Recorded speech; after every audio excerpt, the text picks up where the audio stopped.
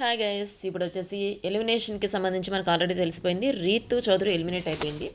Actual Ritu Chowdary eliminate అవ్వాల్సింది కాదు, ఇప్పుడు సుమన్ శెట్టి ఎలిమినేట్ అవ్వాల్సింది. బట్ 3 డేస్లో మొత్తం రివర్స్ అయిపోయి రీతు చౌదరి ఇప్పుడు ఎలిమినేట్ అయిపోయింది. ఎలిమినేట్ ఇలా అయిపోయింది లేదో, next week nominations already start అయిపోయినాయి.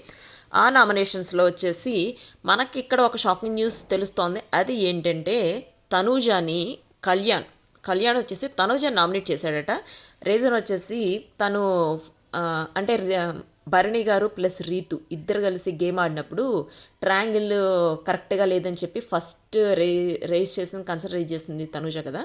ప్లస్ రింగ్ కూడా దాచిందని చెప్పి తనేగా రేస్ చేసింది. అది ఏమన్నా నెగిటివ్ వెళ్ళిందేమో బయటికి, దానివల్ల అంటే ఎలిమినేట్ అయిపోయిందా అన్నట్టు ఇండైరెక్ట్గా నువ్వే రీతు ఎలిమినేట్ అవ్వడానికి రీజన్.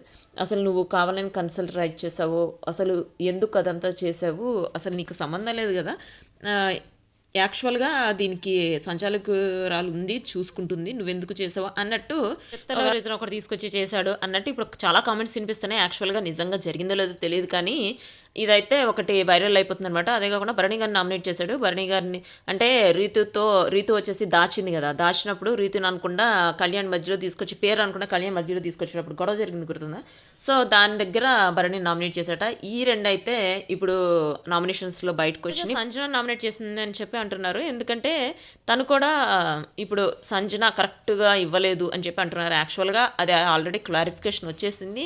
మనకు తెలిసినంత వరకు ఇదైతే కరెక్ట్ కాదనిపిస్తుంది. బట్ చూద్దాం ఎవరు నామినేట్ చేశారని తెలుస్తుంది. సో ఇది వచ్చేసి latest live updates. Thank you. See you next video. Bye.